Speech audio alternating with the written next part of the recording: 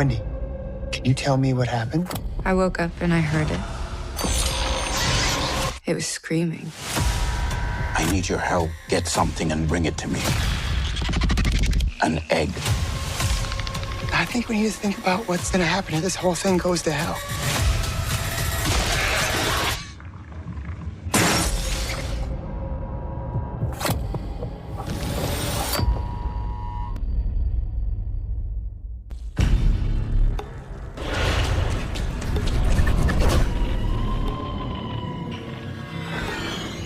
I'm worried. I mean, if we did this wrong, best case, we got a bunch of AIs running around thinking that they're human. Worst case, we killed 6 kids.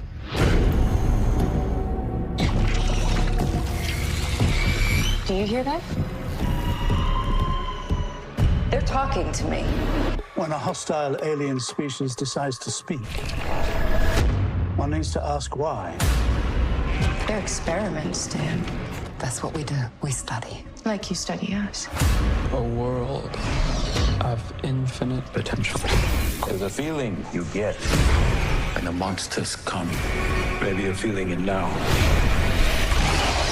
She's just a kid. Keep telling yourself that.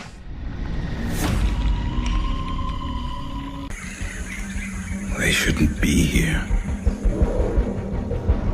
Species from other worlds. Millions of years old. Killers.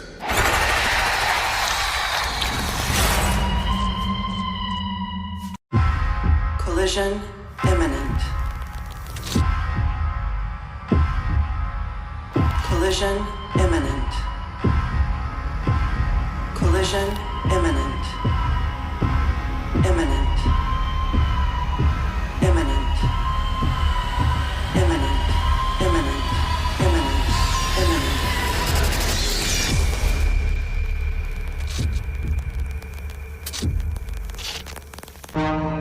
Feels good, doesn't it? Being more than human. But there's a price. Do you know what it is?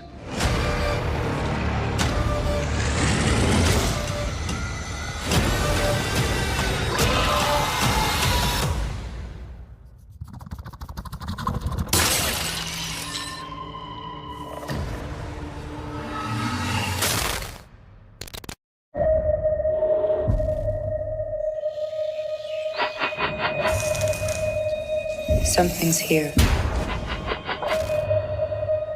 It's getting close. Save yourself.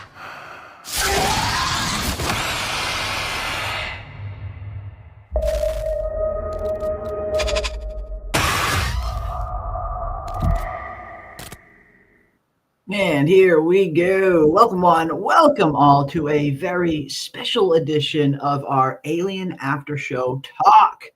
And tonight we are going to have a very interesting discussion. Very interesting discussion indeed, because we have none other than our former co-host, our eternal co-host. I don't have former co-hosts. I have a bunch of co-hosts that are always welcome to come back anytime they want. And I am so excited to be streaming yet again with my brother, my pal, Aldous, fresh off the farm on Orwell Lane. What is up, man? Welcome back to the channel. It's good to have you back, man. It's been way too long. Yeah, it has for sure. And you hopped in my back room on Friday on my little comic show, and we were talking about the show. Yeah, we were talking about this series, and I was like, "Yeah, man, I'd love to come back on." I'm not gonna lie though, it's been nice for the last about 6 months to have Saturdays free again. So yes, well, it feels good because I actually have Saturdays free now. For the last month or two, I don't stream on Saturdays anymore. I usually been keeping it to Tuesday and Sunday. Those are usually my 2 nights. I'll do a from stream on Sunday night, and Tuesday I've been doing now Alien after shows. But yeah, it feels good, right? It feels good to have Saturdays free for the first time in years. Because you remember we did a show every single Saturday night on the dot for what, years, 2 or 3 years straight. It was over 3 years. Yeah. Yeah. It was, It was amazing. The first it was back in January when I just stepped away for a little. I just thought it'd be a little bit, and the wife and I went out and had dinner and had a movie, and it was like, oh my God, when was the last time we did this on a Saturday? So it was a good time, man. But man, wouldn't change it for the world. Happy to be back. Yep. Thrilled. Looking forward to talk about this show, which your thumbnail sums it up, man. There's a lot good, there's a lot bad, and there's a lot ugly. Yep. There is. It's interesting when you talk about Alien Earth. We were talking about this just a minute ago before we went live, but one of the things I think they're having trouble with is extending that alien feel over an 8-hour time period where, these films are very, they have a very clear-cut structure as to what makes a good alien film. It's that 2-hour survival action horror kind of thriller. And it's tough to take that format and to stretch it over an 8-hour period. Like it's a totally different format at that point. So I definitely get that they're, running into some problems here and there, story-wise in terms of carrying the beat over and keeping up that level of intensity throughout every episode. It's going to be tough. It's not going to be super intense every episode. You can't do that with an 8-hour format.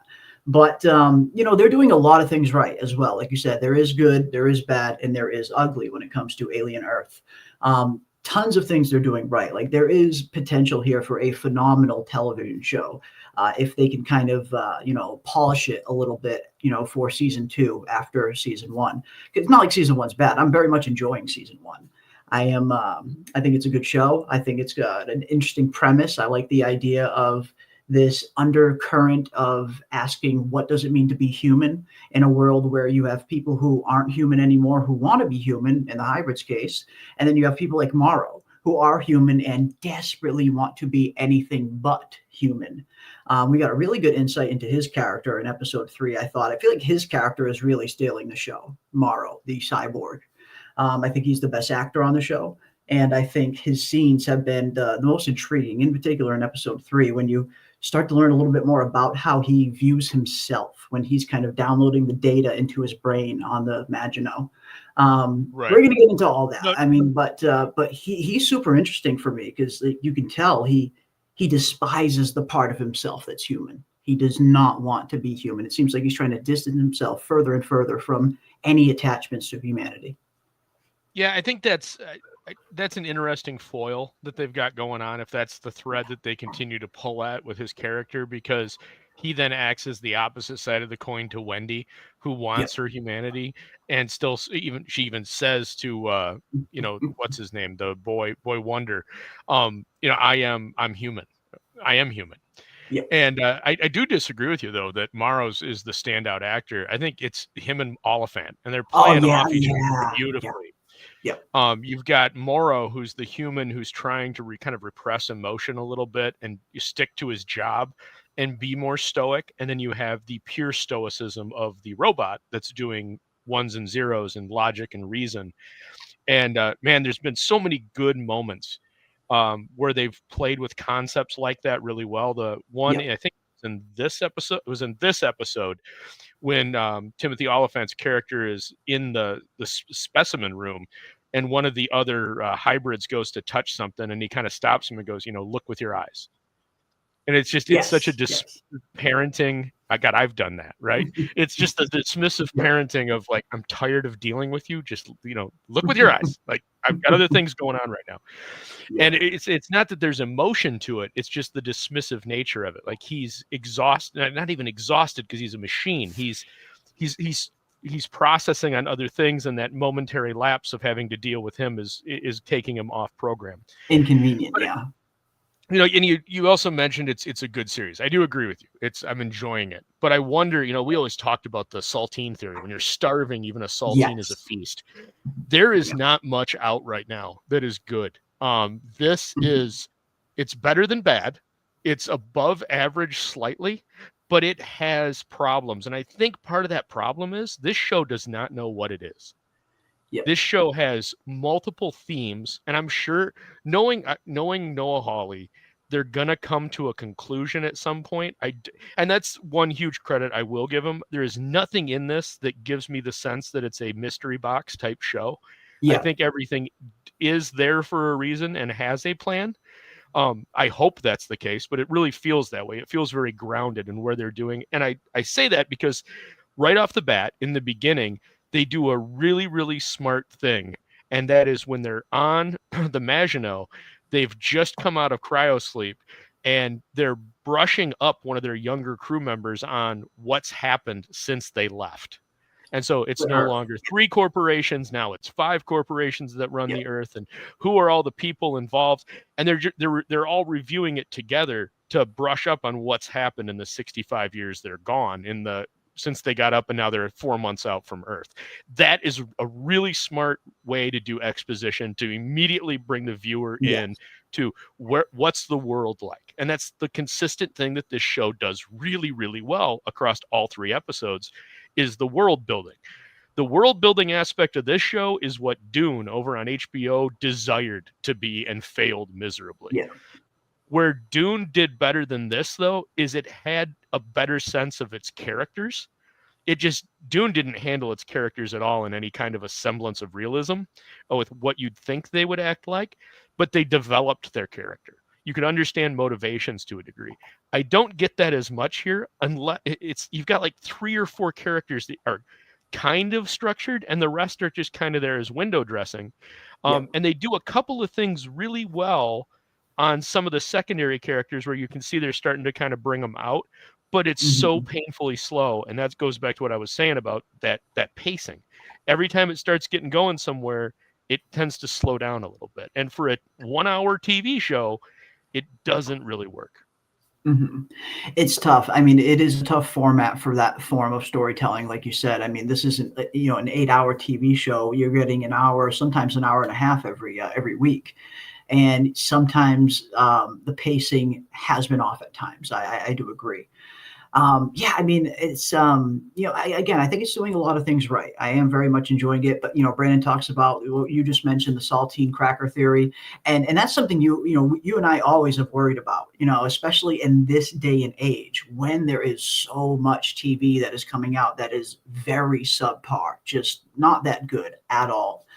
When something kind of halfway decent comes around, sometimes it can stand out and look phenomenal because, like you mentioned, the saltine cracker theory. When you're starving enough, a cracker is a feast to you. It's all a matter of perception. And I do tend to try to look at shows through that lens. Is this truly a great TV show, or does this stand out among the pack because everything has been so subpar lately? And I think Alien Earth is at least warranted to, have a discussion around that. I know a lot of people are loving it. I know some people are hating it. And that's totally cool. I'm kind of right there in the middle, personally. For me, I think it's doing a lot of things right. I'm enjoying a lot of things about it, but I definitely cannot overlook a lot of the problems that it has as well. The cinematography is great, like production quality-wise. It is what you've come to expect from a good FX high-budget series, like a Taboo or a Shogun. You can see where every dollar went. And it's all physical. They're using very, very minimal CGI for the scale of show it is. Going back to episode 1 on the Maginot, and this is both a huge positive, absolute home run, and a little bit of a negative, and I'll explain a little bit. But the Maginot, man, it looked like the Sid and Mead set designs for Alien. It reeked of that. The hairstyles, the uniforms, the little placards, the signs, the valves. I'm an engineer, man. I pause, and when they do hydraulics and pneumatic lines, I pause in a spaceship and start looking, does it make sense? And it makes sense. It's little things like that they've done so incredibly well. However, they have done it such to the point, and that whole intro sequence didn't work for me. It took me out of it because it is not once everything goes to shit, but when they wake up and they're just doing the day in the life on the Maginot, 4 months out from getting back to Earth, it's almost a shot-for-shot remake of Alien. And it doesn't work for me because this is not a mining vessel that's hauling cargo or back to Earth. This is a deep space research vessel. These guys... these guys are scientists, they're researchers, and the other thing that bugged me about this was they mentioned there's a passing line by one of the, I would say, maintenance technician engineering crew that we lost a lot of people for those specimens. There's no PTSD at all. There's no empty when they show the cryotubes. There's not like 4 empty cryotubes. True. There's not 2 empty cryotubes. It seems like we've got just enough cryotubes for the people that are there, and that it's a little shifting. It's a little jarring because we've spent all this time on this detail, and then we have this one throwaway line, but there's no sense. You don't get any impression of the characters. They're laughing. Nobody's like sorrowful that they've lost crew members, and they implied that it was a significant number of crew members. Yes. Yeah. And then the other thing I was going to say is, you mentioned a little bit about we've always been worried about this. My friend Kursova, who's the owner and operator of Kursova Pulp Magazine, little plug there, you can find it on Amazon.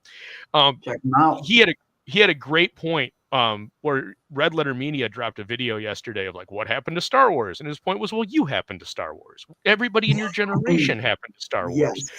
What happened with Star Wars was the people that created Star Wars, George Lucas, was inspired by 1930s pulp, 1930s serials, and 1940s sci-fi. He was inspired by that stuff. That formed the foundation of Star Wars. The people that are making Star Wars today were inspired by Star Wars. It's a copy of a copy of a copy. You're losing something every time. They have no firm referential baseline for what inspired Star Wars, so they can't make another Star Wars that has the same feel. Because you're not being inspired. If you were inspired by different things, that'd be fine, but you're not. You were inspired by what was inspired by those things. And so inherently the buildup doesn't work. That's the same case here. Here, though, I get a little bit stronger of impression. There's some Robert Heinlein influence. There's some Philip K. Dick influence. My hat is off to the production crew and whoever put together the credits, because they credit and thank Dan O'Bannon in the credits for every episode, who was the original scriptwriter of Alien. Nice touch, because he does not get enough. When you think of the original Alien, all of the praise and gets heaped onto Ridley Scott, and Dan does not get the due credit that he's deserved, I think. Yeah, no, for sure. And what type of robot synth is the black guy? Because Ash didn't have all those knives and glue gun. He's a hybrid. He's a human cyborg. He's a human that has had mechanical. He's got at least a mechanical arm. This last episode, we learned he probably has some kind of neural net built in, because he was able to download all the records from the computer via some fiber optic lines to his head, and then store it in like a little disc contact lens that he pulled out of his fingernail on his artificial arm. But he is flesh and blood. And one of the cooler moments in this was as he's downloading, it's a very referential. It's a Johnny Mnemonic moment from the adaptation of the film the adaptation of the book that Keanu Reeves was in the 90s. As he's downloading the data, he goes from being well within his control of himself to kind of wavering a little bit, and then each cut back he's sweating more, like his body's under massive stress as it's absorbing. These are all cool ideas. They've all been done before, but they're being merged together in a unique way, and that's what sets this apart from those Star Wars movies I was talking about. They're using self-referential things that are not from this universe. They were inspired by other things and tying them together. That's a huge positive. Unfortunately, they're relying still too much on that callback of nostalgia from the original Alien movies. And they reference, so far in these 3 episodes, they've referenced something from every Alien show. In this last one, I thought we were gonna miss Alien Resurrection, and then we got in this one, Wendy can empathize and hear the face huggers. So now we've got the same thing that made the Ripley and Alien Resurrection just a little bit different than all the other ones, and it's just that aspect of it is what's a little tiring. It does. The more we get into it, you are 100% right. We are seeing it take inspiration from every single previous Alien film, and it's kind of throwing a little bit into it. We're getting, like you said, we're literally seeing references from every single other film, and I don't mind that when it's an inspiration or inspired by, but some of them can be like right on the nose. Like you mentioned, the opening scene on the first episode, I did enjoy it because it did kind of give me that Alien 1979 feel especially with the score. But, looking back, you're right. I mean, it is almost a direct exact copy, even down to the opening shot of the guy waking up from cryo and instantly sitting up and lighting up a cigarette, just like John Hurt. It is like scene for scene, shot for shot, an exact copy. And I get what they were trying to do, pay homage to the original 1979 masterpiece, especially that opening scene, which is so iconic in the original film. But it would have been nice to see him put his own spin on it a little bit, make it, very clear that you're honoring the original by also showing people your own vision, not just shot for shot, copy for copy. So I do get where you're coming from there. It was almost an exact replica. But yeah, I mean, this seems to be Alien Earth in a nutshell. We're getting a good dose of, honoring or in sometimes mimicking what came before, mixed with some new stuff that he's doing as well. And I feel like he is doing a lot of, interesting things that are new. Like this 5 new species thing is very interesting. I cannot wait to see what the species 37 thing is, the one that we haven't seen revealed yet. There's a very interesting premise two, there. right? There's 2 species. There's still 2 that we need to see. Right. Yeah. We kind of saw the one in the light, like the spider-like thing, in a quick scene over one of the guy's shoulder. I think it was Joe's shoulder. We kind of saw something scurry away, and I'm assuming that's one of them. But we've got the plant, the little parasites, the eye thing, more of the plant. Yeah. and then the xenomorph. And then we don't know what the plant did. The plant like sent out a tendril and sniffed a synth, and that was the extent of what we saw it do. Yeah. And then we know from all the stills and the productions that we've got, we know that the little eye guy, the Telosarius thing, is going to end up in the sheep eventually. Yes. But I haven't seen anything else for the remaining 2 specimens.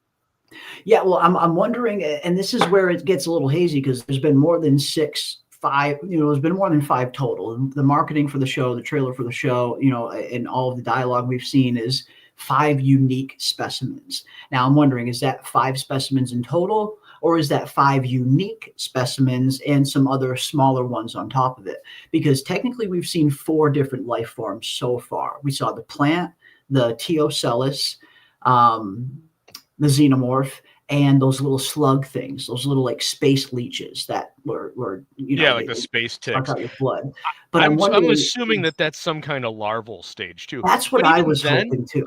Yeah, like it's there, and that's where I was wondering if that little spider thing we saw scurry away was like the secondary stage of after it sucked the blood out, it evolved or went through a metamorphosis and became something else. But yeah, it's a little what I end up doing, and we talked a little bit about this on Friday. I'm getting to the point where I like the show's storyline, but the whole time I'm watching the show, I'm like, I want to know what happened to cause all the destruction from that moment on the Maginot, from when we went, hey, we're 4 months out, to, oh my God, we're going to crash on Earth. Yeah.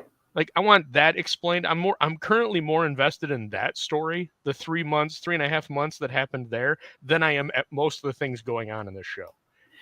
And that is, I mean, if there is a mystery aspect to the show at all, it is just that still needs to be revealed. What really went down on the Maginot? The biggest question: who put the embryo inside that that person? Because it seems like a lot of this started when a chest burster burst out from somebody when they were in cryo. We see the evidence of that in the second episode when we see something crawled out of the tank. We, as the audience, know that it's a baby xenomorph because we know the series. But it seems like that might have been the trigger, the cause of how everything else got out. You have this baby xenomorph get burst right out of someone's chest in the middle of cryo. Next thing you know, everyone's getting woken up and it's a slaughterhouse. But who infected that person, I guess, is the biggest question. Who set this whole chain of events off? And I keep coming back to the weird Asian guy, Tang. When you see the first episode, the first 15 minutes or so of the first episode, when they're all waking up, you see that one Asian guy just being super creepy, super weird. He's got his hand on the glass, like watching that one girl that's still in cryo sleep. I think he infected her. I think he is the one who put that inside of her. Somebody put this embryo inside this person and must have known this was going to happen. So that's the big question. Who set this all off? Some people think it was Morrow. Well, for sure. And we know it couldn't be well, we don't know for sure, but the assumption would be that it's not any form of corporate sabotage from Prodigy, because when this ship left, Prodigy didn't exist. Prodigy is now a thing as they're coming back. So it still could be a corporate espionage thing from one of the other two. He could be a plant. He could be a corporate spy. Yeah. There's stuff, or the other option is, which doesn't make any sense. And I saw there was a Reddit thread talking about this of, well, maybe he's like Ash and he was told to impregnate. Well, that doesn't make any sense. They're already working for they're already working for the bioweapons division. They're not going to take one of their own people and infect it when the goal is to bring this stuff back to Earth. Yeah, and they already have them in their possession secure. It doesn't make much sense at that point. Right. So Nicholas says, did they take a completely healthy lung out of the protagonist? So this was a problem I had with it. Yeah. The hermit character got stabbed through the chest by the tail of the alien and was having trouble breathing and was wheezing like you'd assume he had a punctured lung. But the issue then is when they pull the lung out, there's no puncture. Yes. It's a perfectly, completely intact lung. So either his left lung got pierced or his right lung got pierced, and then they pulled it out and it got healthy again, or his pierced lung is still in him and they took the good one out so that they could impregnate the lung with the larva. Maybe, yeah, maybe. It just this whole circumstance of events just seemed like very strange to me. Like the whole dissecting the facehugger, pulling out the kind of main parasite that lies at the heart of it, and out of everything, you throw it into this lung, into Joel's lung, or a cloned version of Joel's lung, one or the other. The whole thing just seems super strange to me. Like out of all of the hosts that you could choose to infect this thing with, why this human lung? What is the goal here? I guess this whole part just kind of threw me for a weird loop. I just thought it was a very strange choice in host, considering the vast resources that boy must have at his disposal. It just seemed like a weird choice. Maybe that's just me. But even the brother himself, to kind of just take a step back a minute. And this goes back again, we're cribbing off of shows that have come before, only now we're not even cribbing off the 4 movies that you would assume for Aliens. They cribbed off of Romulus. Like the scene where he puts in for transfer to med school is almost, again, a shot for shot of the main character in Alien Romulus going to the teller and saying, hey, I've done enough of my time. I want to get off planet. And like, nope, denied. Yeah. And it's like, I get that these were filmed kind of at the same time, and there was some crossover between Alvarez and Hawley. But at the same time, I know Alvarez at least made the comment that Hawley was like, I really don't care what you're doing. Like, I'm going to do my own thing. And that's very evident from this, because canon does go out the window almost immediately. And I don't have a lot of the prop. There's a bunch of people that are criticizing it for like the style. Like, why does a deep high-tech research vessel have the same layout and style 60 years before Alien of the Nostromo? Well, that's easy. They're a megacorp, man. These things are going to be cookie cutter. Mother is mother in everything. Multi-use. And that's a long haul trucker. So it's no different than power windows were not standard in an average GM vehicle in 1985, but they were in a Cadillac. And then 10 years later, they were standard in both. It's kind of the same thing, right? They're going to standardize tech. And when it gets down 60 years later to that long haul trucker in the Nostromo, it's going to be there.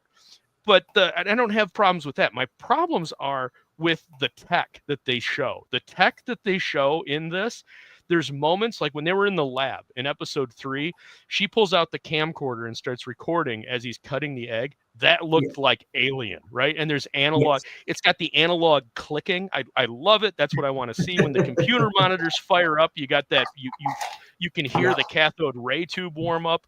Those are all great. But why do we have higher level tech than we didn't even see this level of tech in Aliens on the Sulaco. And that's, 120 years in the future from where we are here. The other main issue is in Aliens at the board of Weyland-Yutani, and yes, you can argue that the board members present at that meeting weren't aware of all of this, but one of the board members flips open her page and reads from Ripley's report, an alien that had never before seen with acid blood. Well, we know that they've seen it now. Which, okay, and there's a lot of ways you can retcon and make that make sense, but it's out there as kind of a whole, and that goes to what Hawley's done. He doesn't care about canon, and some of this stuff can just be fixed with dialogue, and they don't bother doing it, and that's kind of another frustration with this. And we had a little bit of a worry about this heading into the show. I know you and I talked a little bit about that because we had heard Hawley's statements before the show started, where he did kind of have not this huge regard as to where this is going to fit in the canon and if it's going to line up continuity wise. And this is exactly why the show is receiving some criticism from a lot of like the really diehard Alien fans, because, you know, this continuity thing's a major problem for a lot of people. And I understand it. I definitely understand it as well. I mean, especially when, like you said, it is kind of an easy fix. It's a very easy fix to fix this up. You either switch the year in which Alien Earth took place, or you throw a little bit of dialogue in there with some exposition to explain what's going on and why these things are happening. Because yes, I mean, when you're encountering this same xenomorph species almost a century later and it's classified as unknown, it makes you scratch your head. Okay, if this thing's unknown, yet we've seen multiple other encounters that humanity has had with this thing up until this point. And I get what you mean about the mix of technology. You know, we see some tech that's like super advanced, and then we see her literally holding a freaking camcorder. So it doesn't quite always fit. I thought the camcorder was interesting, but it doesn't fit with the rest of the tech that we've seen on the show. You definitely thought they would have a much more advanced form of surveillance, which they do. I mean, we see Boy watching some of his surveillance on a much more advanced kind of network. Oh, for sure. So, yeah. And that goes to another issue, and this is more one of the ugly aspects of it. When you're talking about the surveillance, so the Prodigy Corporation, and I'm not even going to get started on even sending these multi-billion-dollar, developmental models of where we've taken children's souls almost and put them in a synthetic body into a crash site that's hazardous, that's an unknown. That doesn't make any sense from a corporation's point of view. You've invested billions of dollars before you even really field tested them. You're going to put them into an unknown situation. But they've shown in the first 2 episodes that they monitor them all 24/7, every action. And yet in episode 3, when the Morrow's tapped a communications device into the one, he's sitting there talking to himself, and nobody's watching him. Nobody's going, what the hell? Who's he talking to? Yeah. Now, granted, we might see that in episode 4 of like, excuse me, sir, there was a very odd one-sided conversation going on with this one particular synth. We should probably pull him in and do a diagnostic. Yeah. But even then, when they brought him back from the crash site, they didn't scan him to see if there was any foreign objects on him or any foreign tech. Yeah. This is the hub of Prodigy. This is the deepest research facility of their corporation. Yeah. Megacorps run the world. Corporate piracy and secrets are going to be the ply of the trade.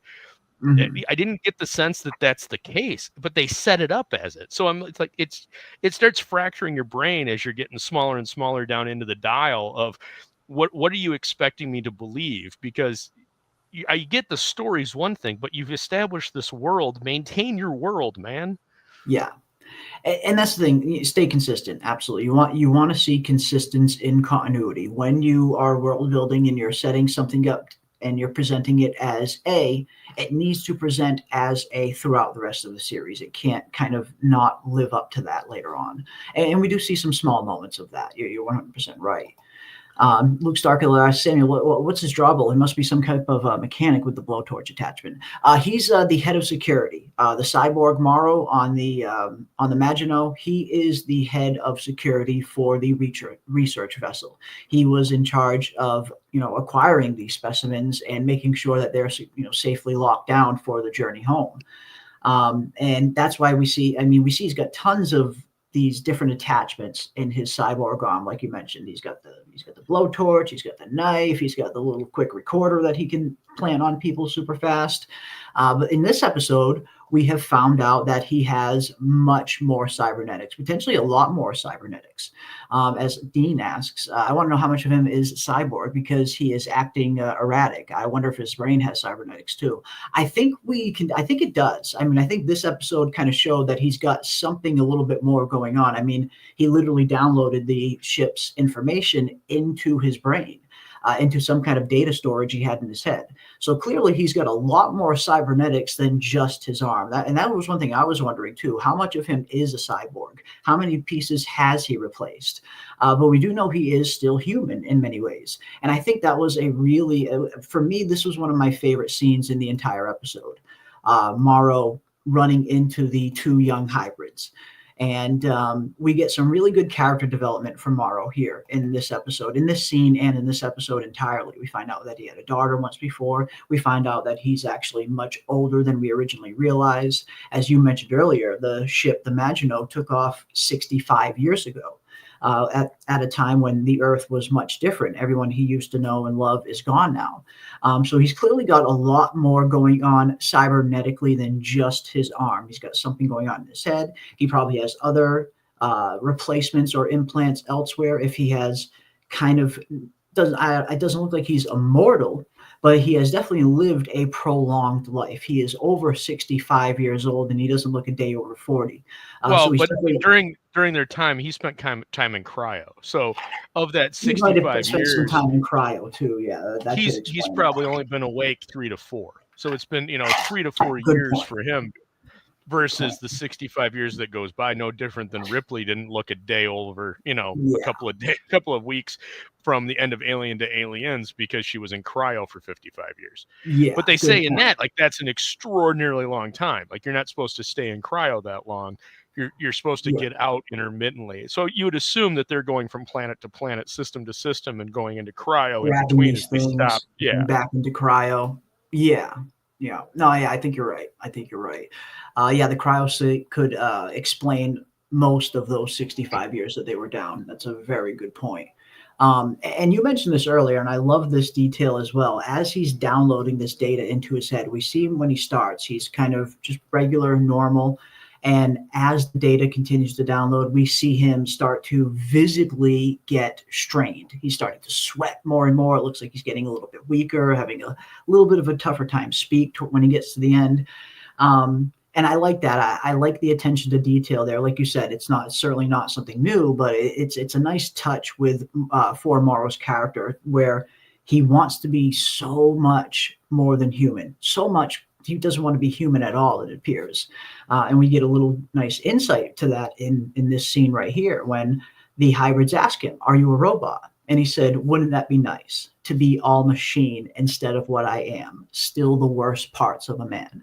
It seems like no matter how many cybernetic parts you can get, at the end of the day, a born human is still going to be a human. They're going to have those human attachments, those human emotions, those human brains that can't help but produce these chemicals. As much as he wants to kind of suppress his humanity, as much as he seems to want to distance himself from his humanity, he's always going to be human. And I get the feeling that is the thing that Morrow hates the most about himself. It seems like for whatever reason, he does not want to be human. And maybe it's because he doesn't want to remember his human life. We hear that he had a daughter at one point in this episode that passed. Maybe that is the catalyst to him wanting to become more than human, to kind of separate himself from his emotions. But it seems like we're going to see this kind of theme playing out with Morrow over the course of the series, where he's struggling with his humanity and desperately trying to get away from it. No, for sure. And I think that it was... if I was writing this, I would not have made it a daughter, because him having a daughter echoes a little too hard to Ripley having a daughter in the famous cut scene from Aliens. Mm-hmm. I would have made it a son, and I would have made. But with that being said, I love the reaction because it's a total 180. He actually has a little bit of a sense of loss, but he steels himself in the conversation that he has with Yutani, and he's like, "This is all I have. This is my legacy are the specimens." Yeah, I gave it all up. I gave everything I valued up, and you get a sense of value based off of how the line is delivered, and that's good acting. Going back to your point that he is the standout actor with Oliphant in the series. Yeah, them too, definitely. But you get the sense of there was a sense of loss, and so he's dedicated, and so it's almost. I'm not going to go so far as to say it's an Ahab and the White Whale, but I think we're trending that way. Of it's going to become an obsession with him. He's a little bit more than just a head of security. He was on call name basis. He was speaking to Lady Yutani, who at the time was only in charge of the Yutani Corporation. Because when this ship left, it was not a Weyland-Yutani. Weyland and Yutani had not merged yet. Weyland and Yutani merged after the events of Prometheus, which occurred after this ship left, which is another continuity hiccup because he's wearing Weyland-Yutani stuff. But and they established their own timeline, so that's their own fault. And they could have done some interesting things where he calls and it's Weyland-Yutani and he gets distracted, like what? And then he reads his security code and then he gets dialed into Yutani and he gets explained that some things have changed. But and again, simple dialogue changes, simple things that can be resolved, some of these concepts, but they didn't want to do it because they want the name recognition. Because when you think Alien, you think Weyland-Yutani. And that's okay. It's not, again, a lot of these things aren't huge. They're just little things that if you're a diehard fan, when you're watching it, you're like, oh man, like just. Yeah, especially like you said, when a good majority of them are easily fixable with just a little bit more attention to detail and just a little bit more respect for kind of continuity. Like some of these things can be avoided. So yeah, like you said, they're not huge things that like take me super out of the story, but as an Alien fan, you notice them. And I 100% agree with that. And yeah, the Yutani aspect seems to be very interesting because like you said, not only is he very dedicated to recovering these specimens, and in this episode, we finally find out why, he's viewing this his life's work. It's all he has left now after being on that vessel for 65 years and everything that he left behind being gone now. So this is it for him. But from what I was hearing before the series started, that he has some kind of special familial connection to the Yutani family that is going to be revealed at some point. And I think that, like you said, could probably explain why he has this special code clearance. I mean, all he is a security officer at the end of the day.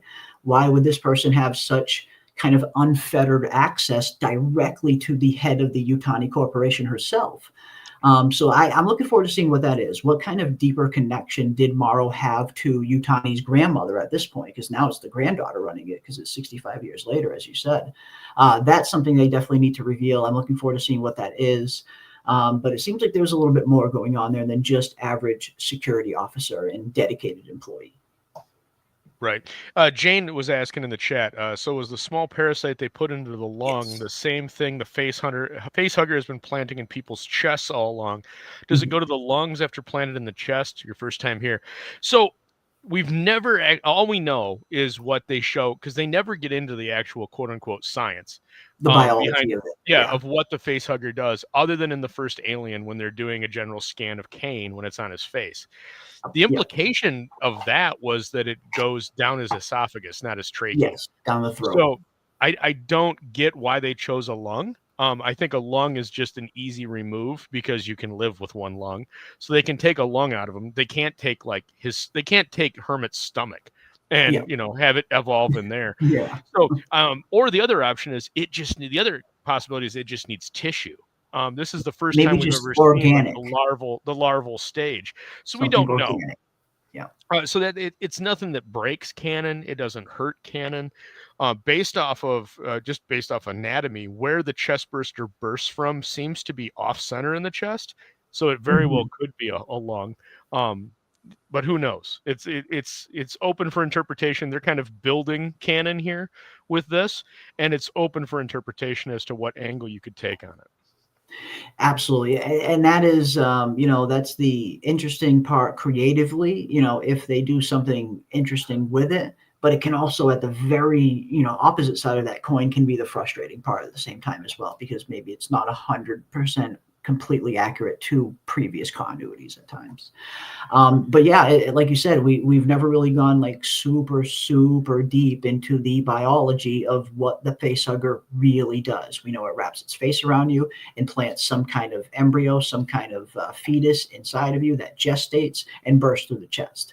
But in terms of like biology, how that happens, the stages, the process, we don't know. I think what Noah Hawley is trying to imply with this is that, yes, this is the main parasite, the main organism that is at the heart of a facehugger. And this is what ultimately creates the xenomorph. So I think that's what he's trying to imply.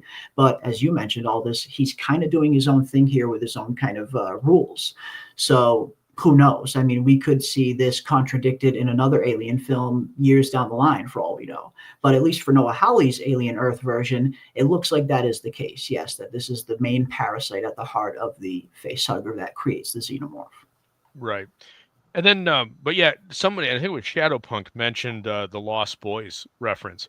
We haven't really even touched on that. I just did a whole breakdown on it. I mean, every single character on Alien Earth is modeled off of a Peter Pan character. Literally just about every single one.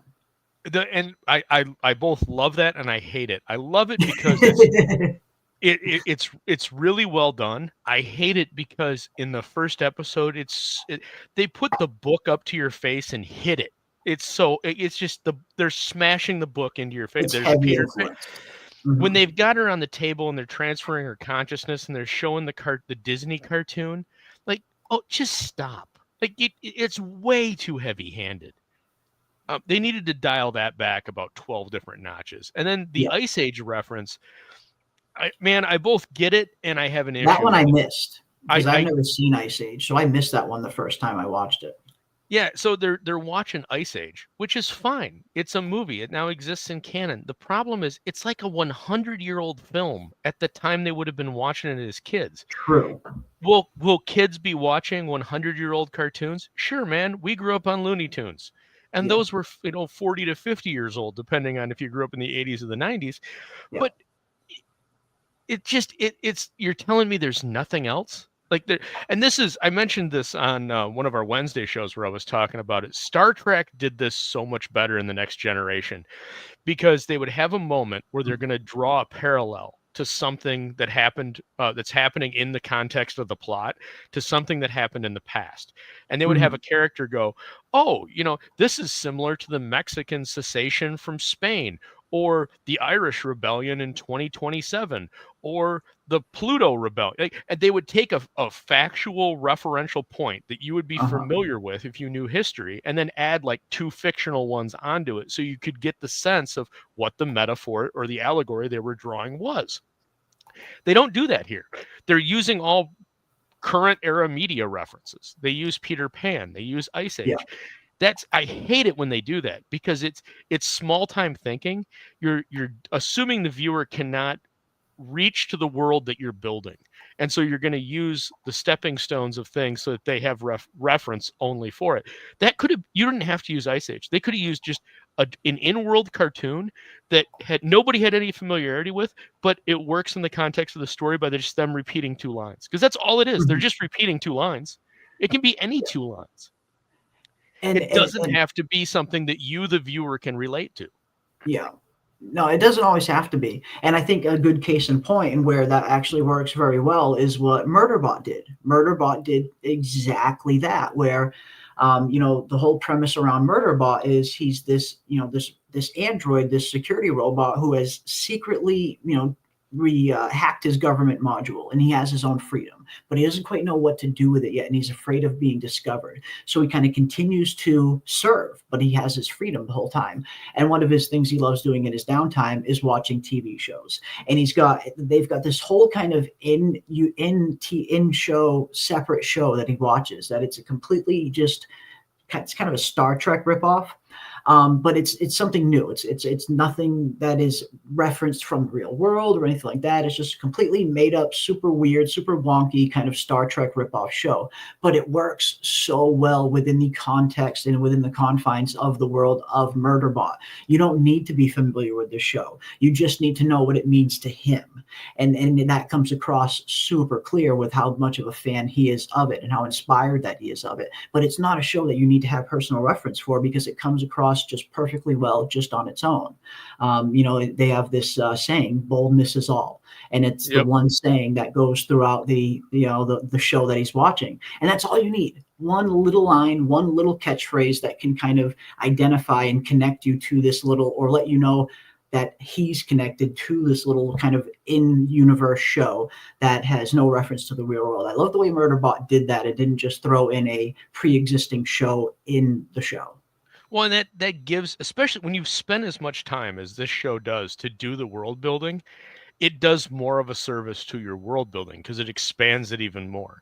There's multiple I'm not going to get into the multiple levels of world building when you're talking story construction, but there's immediate, like secondary, tertiary, and then global. And that what you're talking about is a global reference, that if it's a entertainment vehicle, everybody would have referential to it. And so then you can use it. Once you create it, now you can use it within your world. If you use something like Ice Age, in this context, that's over a century old material in the context of the world. Not everybody's going to have reference to that. It's no different than, I've talked about this a lot. You go back 150 years, everybody could quote from either Shakespeare or the Bible, and 90% of people would understand the allegory you're drawing. We've lost that in our modern society because not necessarily because we're less literate, which we are, but because media has exploded. And so, man, you can make a Seinfeld reference, and unless you have seen that episode and enough episodes of Seinfeld to understand that particular reference, nobody gets it. No Soup for You. If you've never seen the episode, you're going to be like, what the hell is wrong with that guy? The hell are you talking about? No Soup for Me. So we've lost a metaphorical coalescence within how we react to each other. So I like the aspect that they're projecting that into the future a little bit, but they don't use it. So there's no point in using Ice Age. No, you could do a lot of really unique things with that if you're going to use it, but they don't. So why use it? You know what I mean? It seems like just a wink to the viewer, and there's so many other winks in this. It gets heavy-handed. It does. The winks are a little bit heavy-handed, like you said. Ice Age, the Peter Pan. I mean, the Peter Pan influence is very prevalent throughout the show. My only issue, I want to reiterate, man. My only issue with the Peter Pan is him showing the Disney animation while she's getting her essence transferred. The fact that they're all named after Lost Boys, the fact that Wendy is Wendy, the fact that that's the story that he's reading, man, if I didn't know any better, I'd say he's already a hybrid. Because he's taking the essence, the position of Peter in the story. What did he say? He said, I want somebody that I can climb the mountain and debate with. Well, what did Peter want? Peter wanted a mom.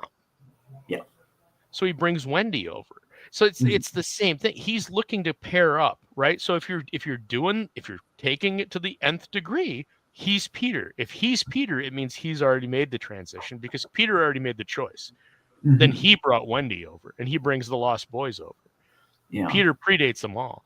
So if you're going to do it, the boy genius is Peter, and he's already made the transition. And you can make a lot of jumps, but you know that most likely Prodigy ain't going to make it out of this because they're not in any other Alien movie.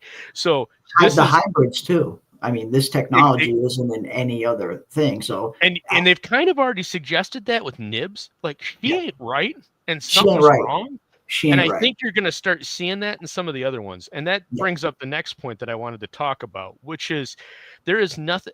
This show is written at a very high level for modern TV. The people that wrote this did a really good job in the dialogue, the language that was chosen.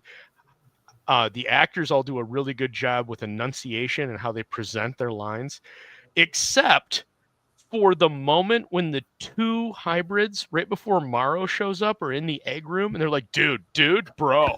Like, I wanted to put a nail gun to my head.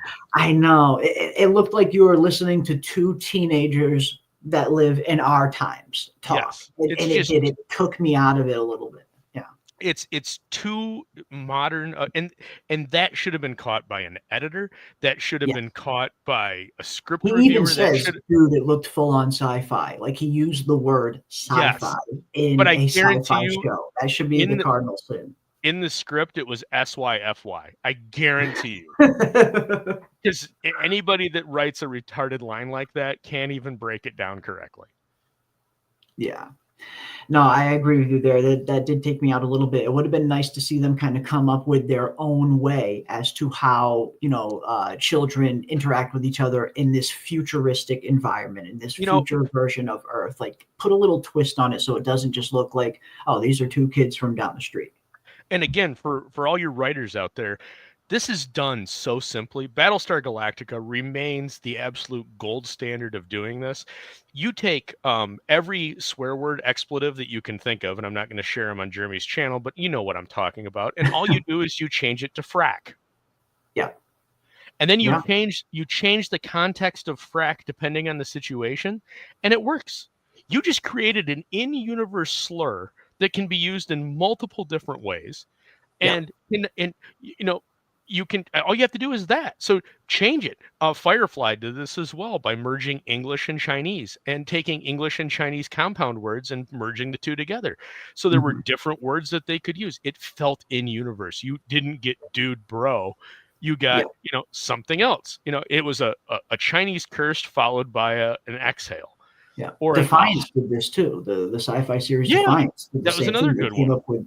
They came up with their own slang, their own whole other kind of way of kind of conveying stuff like that for the younger demographic. It wasn't like, "Hey, bro, dude, you should have seen this." It feels off within the confines of the Alien world. The franchise of Alien just felt right, and all you need to do to get that. I mean, go to any. You can read multiple white papers on it, but the evolution of language changes every year.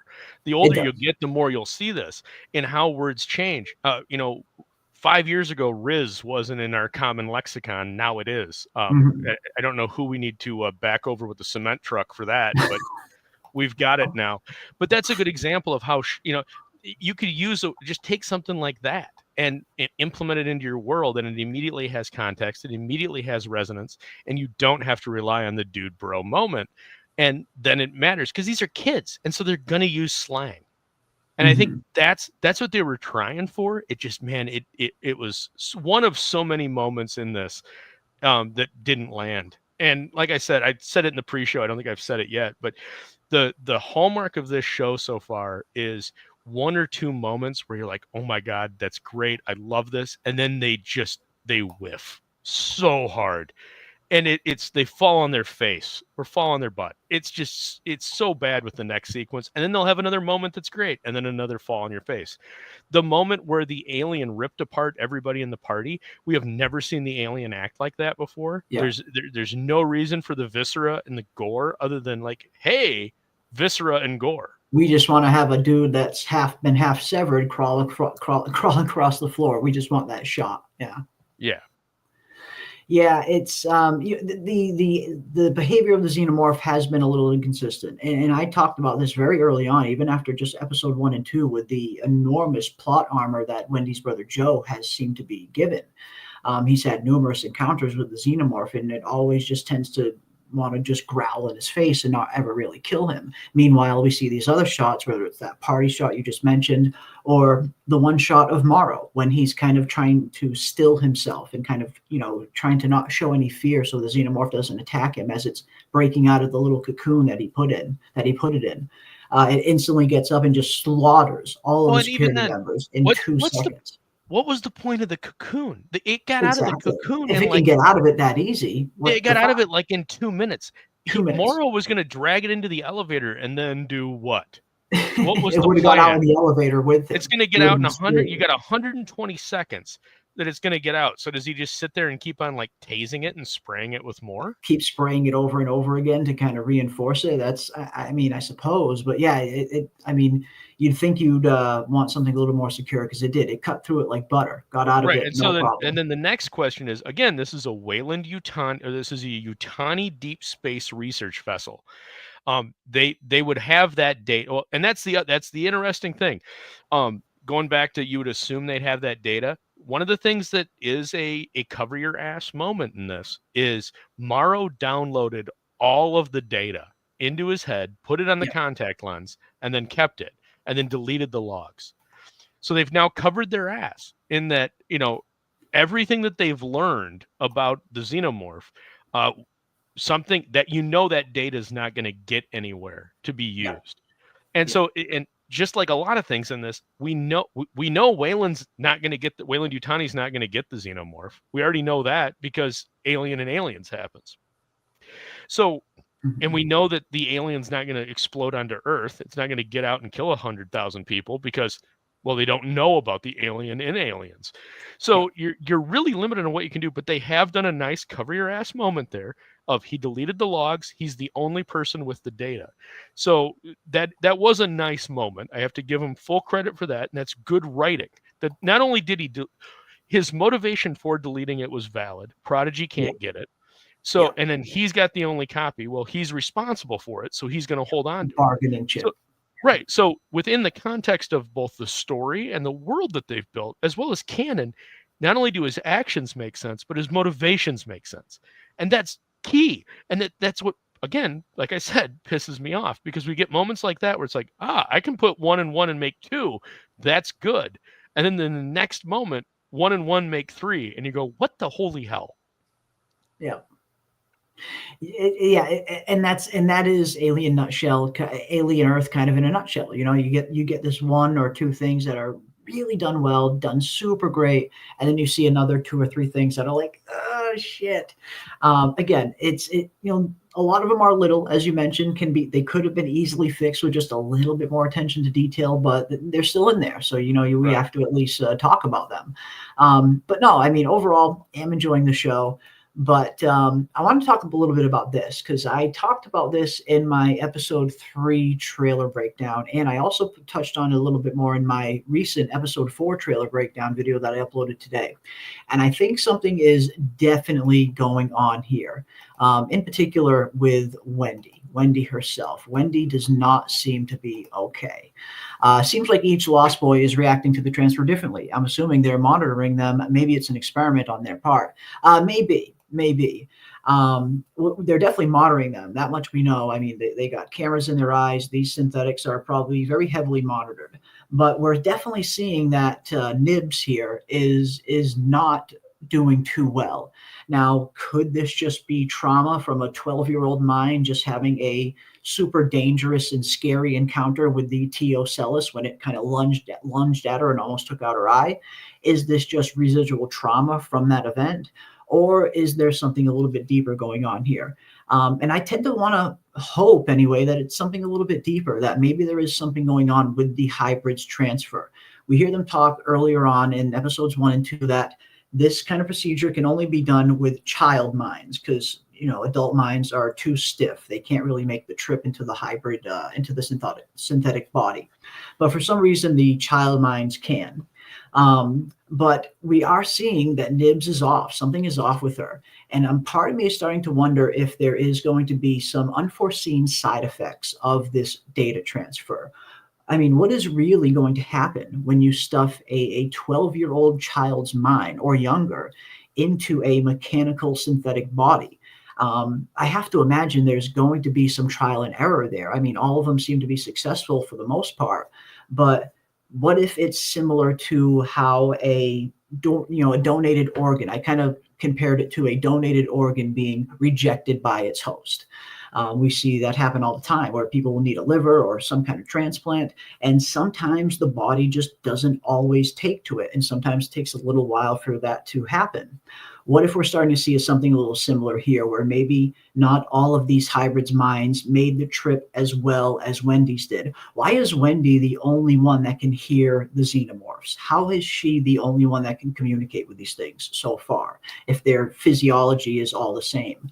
I'm wondering if maybe not every upload was as well, or maybe we're going to see that there is something breaking down between the hybrid mind, the child mind being put into the hybrid body, a form of hybrid psychosis, if you were. What if Nibs is slowly starting to break? Her mind is slowly starting to break. And if that's the case, it could get very dangerous. I mean, these are super strong, super durable synthetic bodies with, child's minds in them. You put a broken child's mind into one of these bodies, that could be a very dangerous weapon. Right. Well, that also ties back, and I wanted to mention this, but Luke Starkiller mentioned earlier, he asked the question of, does the Tyrell Corporation exist within this world? Oh, yes. So yes and no. Yes, in that there were intentional things done on the set design of Blade Runner to imply that Blade Runner exists within the alien world. Yeah. There were also intentional things done in 1981's Outland with Sean Connery, which is basically just High Noon in space, but it's a fantastic movie. If you have never seen it, go watch Outland with Sean Connery. But there were intentional things that were done on that to imply that that exists within Alien and Blade Runner as well. It was a bunch of filmmakers that were all kind of playing around because they were also all using the same production guys, a bunch of the same set design artists. Sid Mead was involved in all the movies. And Sid Mead, if you don't know who Sid Mead is, he was a fantastic art concept artist. And if you've never looked into any of his stuff, look into it and then buy all of his books because they're all amazing. But yes, so there's a huge influence across them, especially Blade Runner and Alien, because of course they were both directed by Ridley Scott. They've done a lot of playing around with the lore, and even though Alien is based on an original story that was actually based on a couple of sources in comic books that Dan O'Bannon saw as a kid, and then wrote the original story of Alien. So Alien's original, but Blade Runner is based on a book, Do Androids Dream of Electric Sheep by Philip K. Dick. So they're two different source materials, but the film adaptations have linked them. And then as canon grows, they're getting closer and closer together, to the point that everybody assumes, and Luke Starkiller mentioned this as well, Timothy Oliphant's hair is an intentional reference to Rutger Hauer's Roy Batty in Blade Runner. That's what everybody's assuming. It is very similar. We have no confirmation of that from anybody involved yet. There was an anonymous poster on, I think, the 4chan board that mentioned something a few months back that, yes, it was done intentionally as a wink and a nod, but no official agreement. So I wouldn't be surprised. I mean, they seem to be taking inspiration everywhere else. Right. The synths in this have a very similar behavior mechanism to replicants in Blade Runner and where they come from. It's not too hard to make the jump that they are the same thing, and it's just a longer extended in the timeline. But yeah, it's there's a huge possibility that it's there, but there's no exact reference that Tyrell does exist. Yeah, that's always been the the question: how much of Blade Runner's continuity carries over to the Alien franchise world? And you ask 10 different Alien fans, you might get 10 different answers. But yeah, at least in the terms of Alien Earth, doesn't look like there's any reference that I can see to any kind of Tyrell Corporation. No, I think it's all wink and a nod. I think it's right there on the edge of the shadow, and they're never gonna shine the flashlight over there, but the end. You know it's there, and you're not gonna stub your toe on it. So yeah, it's there. They just won't shine the light on it. Indeed. Who's the guy in the back always around Boy? Ooh, yes, that is Adam Ines, the very mysterious and corporate right hand of Boy Cavalier. And in the context of the whole Peter Pan infusion, I think that character could very well represent Peter Pan's shadow, the shadow of Peter Pan. Every time we see him, he is directly placed right next to, or usually right behind Boy, literally like a shadow every time we see him.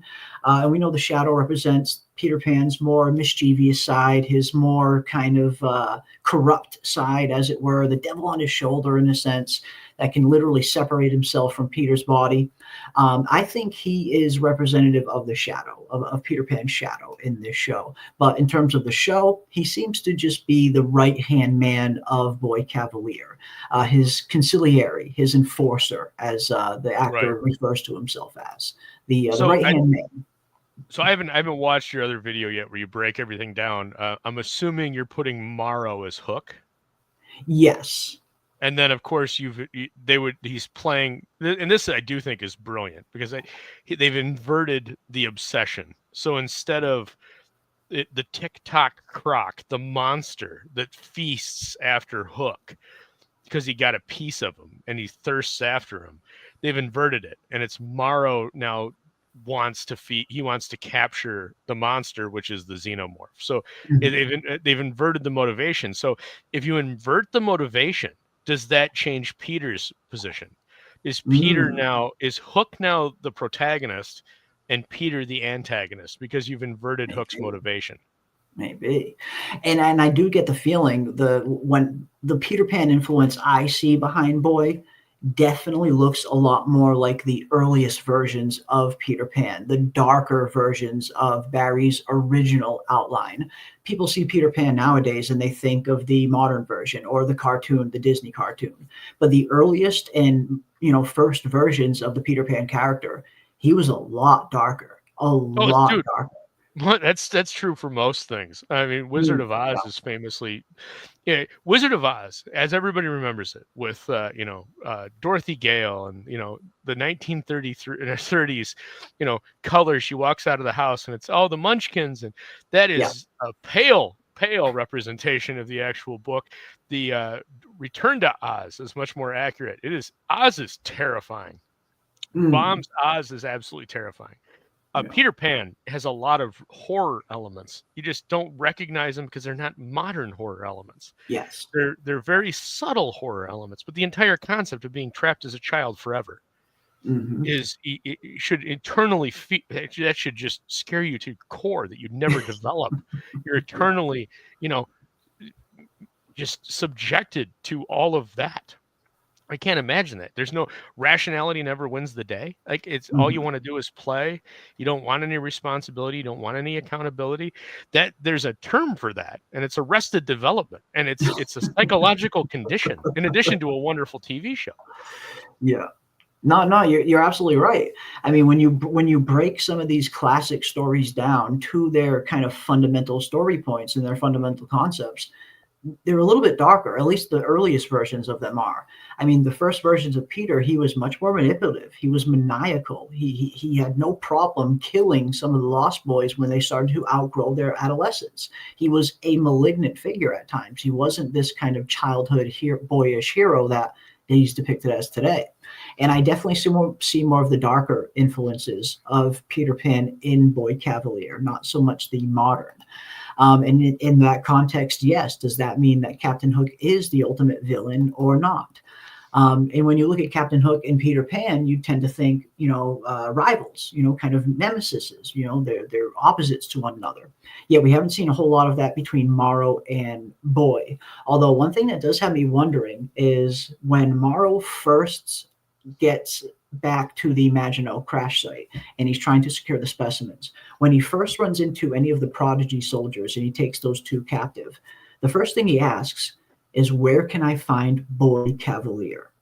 And that always struck me as odd. One, how does he know about Boy Cavalier if he's been in space for the last 65 years?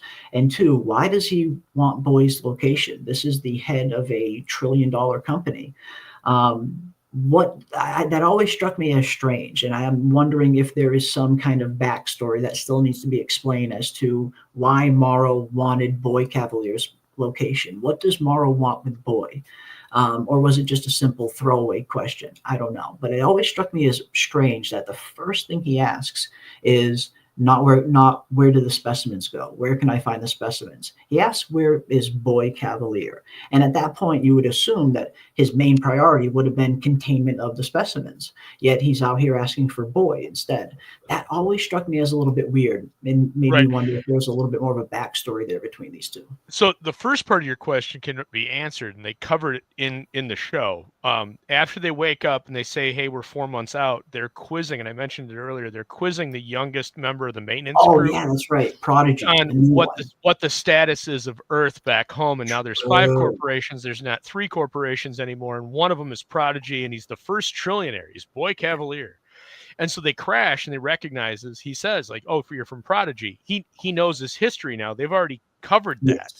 Yes. And that goes back to, that's good writing, because they're cross-referencing something that happened earlier in the show. They recapped on what did we miss, what's the current state. Yep. And so he's asking, where's Boy Cavalier? Because he's in Prodigy territory. The only way he's going to be able to easily acquire what he wants is if he can acquire Boy. Right, if you can find Boy Cavalier, and he's got not powers, but he's got abilities with his cyborg nature, with his arm and the other things that we've seen, that maybe he can just force him to give him what he wants. Because there's no individual motivations here. Aside from Wendy is the only person that has shown individuality. Yeah. Everybody else works for a corporation, and they work in a world that there is no escaping that. You work for that corporation and you are not your own person. Boy Cavalier has independence. Utani has independence because they own those corporations. Yeah. But everybody else is a subject of the corporation. Wendy's the only one that's shown uniqueness. Yes. And that was shown in the last episode as well when what was the the hybrid's name that came and saw Boy Cavalier? Am I your favorite now? Yes. You know, I have motivations. I have ideas. Yeah. And that was brilliant because, man, if you have kids, you've met that manipulative of a child. It might not be your child. It might be one of your kids' friends, but that's like the Eddie Haskell. If you get the Beaver reference, that's the Eddie Haskell child, the one that is two-faced.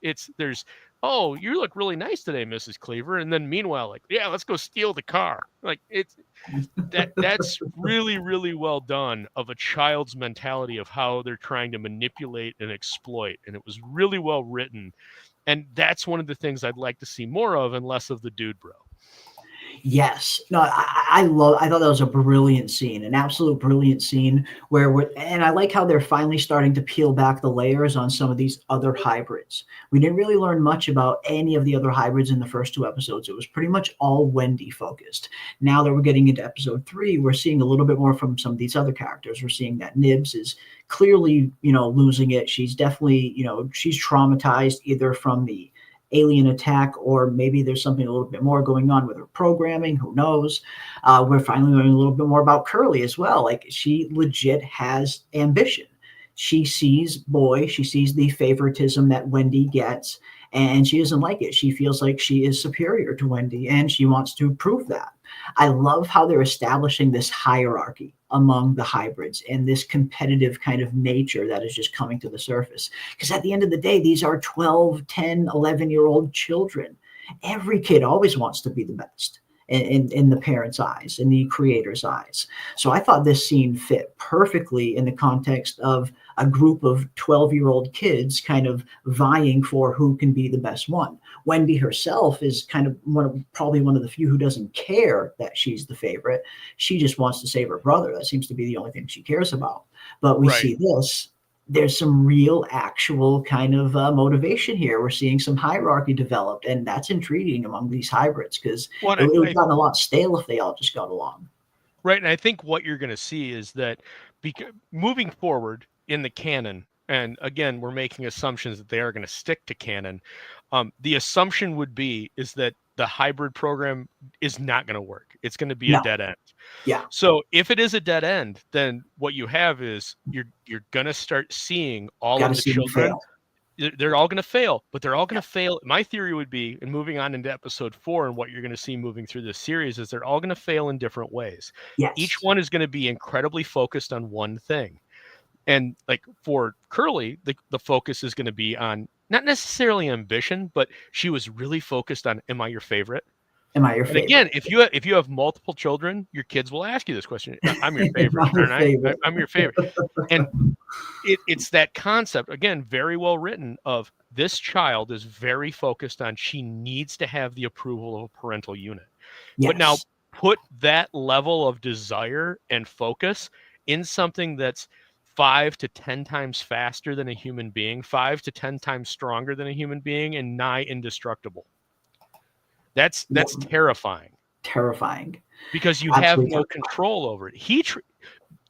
Boy Cavalier manipulates her verbally, but eventually that will fail because she's not going to get what she wants. And the minute that one of these kids throws a tantrum, and you're going to see it, one of them's going to throw a tantrum, no one's going to be able to stop it other than Oliphant's character. And I think you're going to see Oliphant acting as Kirsch will become the dog catcher. He's going to put a hybrid down because it went rabid. Mm-hmm. And I think that's what you're seeing a little bit with positioning him as the control mechanism for him I'm going to put you in charge because he's the only one that's capable of doing it without any restraint. And then that's going to flip out the couple that's the research scientists, because the wife of that is incredibly attached to Wendy. Very. And the father is like, and I'm using the terms mother and father a little floaty here. Yeah. But the husband, the father of them, he already had a little hostility of them being injected. He's going to flip out when one's put down. Yes. And then you're going to see the research side of the humanity of the research scientists, that this is all a science project until it becomes real world. And once emotions start getting attached to these hybrids and they start getting to know them, they're going to associate relationships with machines that can't relate back because they're kids. And it's going to be a mess. It's a really fun psychological thing that they've played with. And honestly, I think it's the most interesting thing this show has going for it, other than the Morrow storyline right now. 100%. Yeah. I mean, the Morrow storyline is my favorite just because I love the acting from that character. But this is just as intriguing for me as well. And I like that. I like how, I mean, Alien Earth, yes, it's an alien TV series, but the focus is very much on the synthetics here, as opposed to this focus being on the xenomorph. And we're starting to see this, again, this hierarchy kind of competitive nature start to come out from some of them. And yeah, I do think we're going to see a lot of bad things happen. I don't think any of these hybrids are going to survive the duration of this entire series. I mean, they kind of can't, considering this technology doesn't exist anywhere else in the franchise. You would tend to think that it would have to be snuffed out within the course of this series, and I do think it will. And I love how you said each one of them is going to fail, but in a different way. Something different is going to bring down each one of these hybrids. And I 100% agree with that. It's not like they're all just going to malfunction. It's going to be a very tragic circumstance of events that leads to each one of their downfall, and each one of those roads will be different for all of these hybrids. But I do think we are going to see Nibs. I think Nibs is going to be the first to go. She is already showing signs of cracking. And again, I mentioned this in my episode 3 breakdown last week, but I tend to think that maybe there's going to be something that went wrong with her upload. I mean, when you're shoving a 12-year-old child's mind into this mechanical body, there's bound to be some complications somewhere down the road that they didn't foresee. And yes, you start to see these children in charge of these incredibly powerful mechanical bodies. They could do a ton of damage. And like you mentioned, there's really only one character that can contain them, with Kirsch, Timothy Olyphant's character. But he's going to have his handful if he's got to wrangle 5-6 hybrids all at once, which is going to be tough. I get the feeling it's going to probably develop into a thing where it's maybe Kirsch and Wendy, kind of the last two, kind of trying to put a lid on the rest of these hybrids. But I do think Nibs is in trouble. She seems to be. I don't think it's just this trauma that she's dealing with, or maybe it is. Maybe this whole malfunctioning that she's potentially going through was brought on by her trauma of the alien attack that she suffered in episode 2, and the Teocelius jumped on her face. Maybe that was the triggering mechanism that is creating so much trauma that it's creating some kind of problem with her upload. And that gets to both the good and the bad with this. Again, it's a great concept to play with, but why the hell, if you're Boy Cavalier, would you ever put multi-billion-dollar test demos in that situation? Exactly. Exactly. And that's the core, the crux of this problem. This story would work so much better if the ship crashed on the research island instead of on a city that they then went to and then brought things back. Like if it just crashed on the island and they're there, it takes out so many questions. Yeah. Like, yes, what are the odds of the ship crashing on the research island? Well, screw it. Like, it's a story. Like, you got to have a level of unbelievability just to get to that point. We're talking about space aliens and cyborgs. But if it just crashed on the island, like on the other side of the island from where the research facility is, then it becomes a little bit more believable that, well, now they don't have a choice. And then you tell all the hybrids, you're not allowed outside of the facility, but they're kids and they're curious. So they're going to go investigate. And then you get the event. Like, that makes more sense to me than how they've structured it in episodes 1 and 2 initially.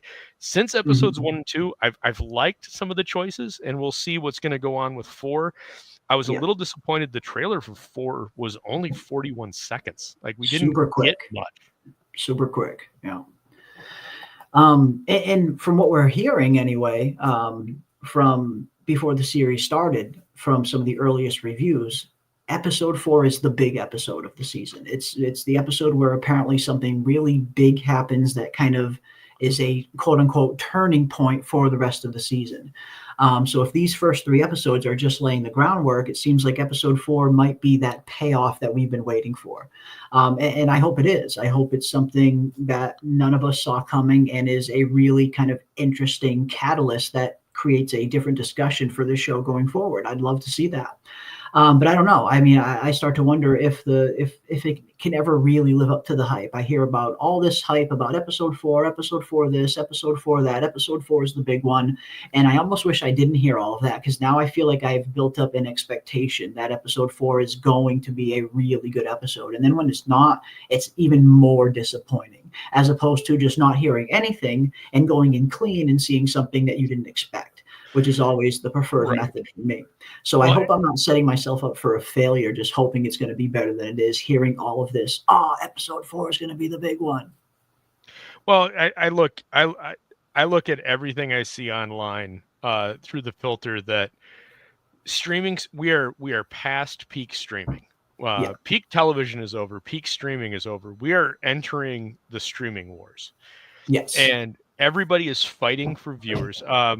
Apple TV announced today they're increasing their monthly value, but their monthly cost by $3. Yep, it doesn't sound like much, a month but now. when Apple's doing it, when Netflix is doing it, Hulu's going away because Disney's bleeding money, so you know that Disney's going to raise their cost.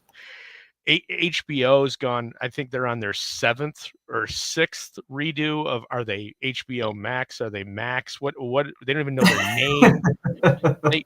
Everybody's fighting for anything they can get to rebrand. Meanwhile, like the free versions, like Amazon's Tubi is actually absolutely killing it on views. Tubi's phenomenal. I love Tubi. Yeah, and they've got a ton of great shows. But what we're hitting is we're hitting the streaming wars. And so what you have, and whether everybody wants to admit it or not, there's a lot of money involved. And so when you have mega corporations, funny, we're talking about a show about mega corporations that run the world, and now we're talking about mega corporations. But when you have mega corporations that have this much money invested, billions of dollars, you would be an absolute fool to think that people posting, whether you might even hear their voice, you might even have them, it could be one of us, you don't know if we're getting a check from the corporation on talking positively about, episode 4 is the best one, I've seen it, I had it, it's amazing. They're just trying to hype the show. And you can always tell when they give up on a show, because those people go away. And a perfect example of that was the last season of Doctor Who. You heard that every episode was going to be the best next episode until like 3 or 4 episodes came out, and then it died. Overnight. There was nobody promoting it at all. It's like, they just turned off the faucet. They stopped cutting checks, and so people stopped talking about it. So there's a huge aspect of that. There's also, and this was my favorite scene of James Gunn's Superman movie, when they were in the neither dimension, and all the monkeys were on the keyboards just typing away on social media. Like, that is such a goddamn thing that exists. And if you think that there aren't server farms where people are getting paid just to comment the same thing over and over and over again, dude, I don't know what to tell you, but I got a bridge to sell you in Arizona. That kind of shit does happen as well. So anytime I see like anything trending of, episode 4 is going to, it's the episode. Yeah. Especially something like this that isn't trending the way they want. I'm just so incredibly jaded in our modern, wired society that I just immediately disbelieve it, and I prepare for disappointment. I hear you. I mean, it's almost like, you brace for impact just in case. It's better to not be disappointed than to be surprised, I guess. I mean, it's tough. It's tough these days. Where's David? Rob Leo, where's David? Is he around? Yes, David is around. Yeah. David 1, which was in Prometheus, is already on the Prometheus, and that movie's happened. It's already happened. So the question would be, and this is covered a little bit in Covenant, if you want to consider those as canon. I subscribe to Prometheus and Covenant are not canon. But if you want to subscribe to those two movies as being canon, there are a couple of throwaway lines that are done in Covenant where Walter says that due to the instability of the David model, they put safeguards in. And then that's where the evolution of synths went, because David was considered broken. And so you got the Walter model. And then that's where then the Bishop model and the Rook model and the Ash model, if you're familiar with Alien Romulus and the original Alien, would have come out of. And then they're programmed in the kind of the same way as 2001's HAL, with corporation directives. And so that's where, like, in this last episode, I forget who asked Kirsch, but somebody, so you work, it was Morrow, I believe, asked Kirsch, you work for Prodigy. Like, he said, in a way. I don't really, like, in a way. Yeah, you're Prodigy. I work for Prodigy. Yeah. Right. That was what it was. I work for Prodigy. I'm not Prodigy. I work for Prodigy. Yeah. He's still an entity that's whoever manufactured him has control over, and he has his own directives related to that. Is Prodigy wealthy enough that they can create, or capable enough of creating their own synths? Well, they're doing the hybrids, so you'd assume so. Yeah. But you have to imagine that there's a level of trust and distrust that goes with that. And you kind of see a little bit of that with Boy Cavalier.